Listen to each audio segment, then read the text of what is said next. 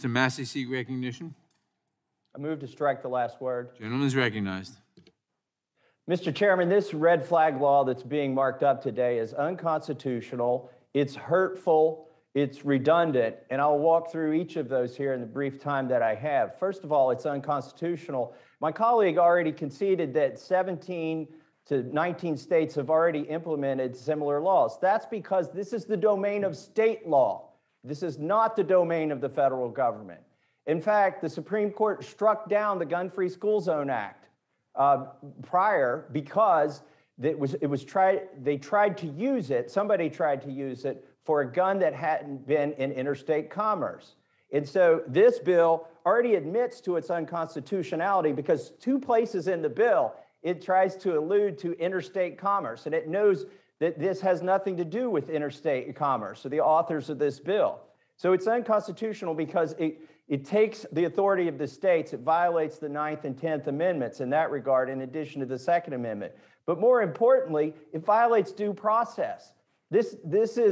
Our country has a rich history of protecting due process, where you are innocent until proven guilty. This bill turns that on its head. You are now guilty until you can prove your innocence. You are deprived of a constitutional right to protect yourself and your family until you can prove your innocence.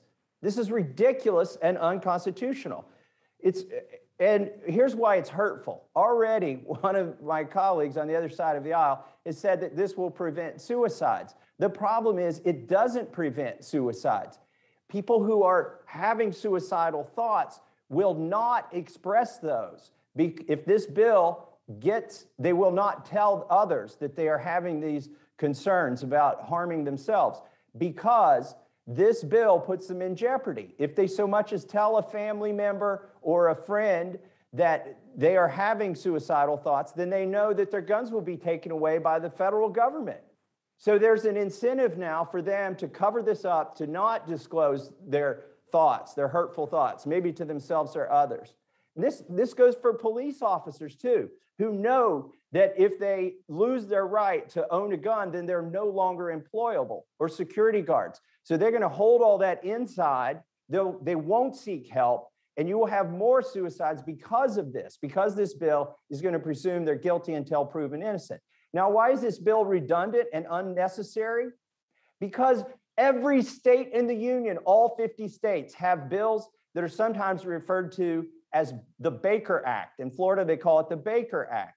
This allows the state government to go in and commit somebody to mental health facility, in most cases for up to 72 hours. What's the difference between that legislation that's been implemented at the state level and the legislation being debated today? The difference is that those bills on the books in all 50 states provide help to the person who is supposedly having thoughts of harming themselves or others, whereas this bill provides no help whatsoever. In fact, it goes in and agitates the person who may be having thoughts of harming themselves or others. So the state bills are already there. They're already being used. Again, it's called the Baker Act in Florida, but all 50 states have some form of this. And the difference between that legislation and this legislation is it provides help, but it also involves a mental health professional, which is not, that doesn't come into the equation here. And nobody's getting help from this bill. The money that's going to be wasted on hurting people, the money that's going to be wasted on this bill, wasted on taking away constitutional rights of law-abiding citizens who've done no crime. They're going to be convicted of a thought crime, basically, without a jury or a trial until they can prove they're innocent.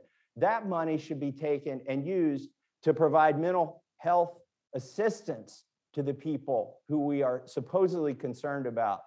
Yet this bill does none of that. It turns our system of justice on its head by making people guilty until they're proven innocent. And if I may, because it's already been mentioned by two of my colleagues already today, we had Attorney General Merrick Garland in our committee last week. I'm still waiting on an answer from him. He refused to answer. He can answer this question. Were agents or assets of the federal government present among the crowd on January 5th and January 6th?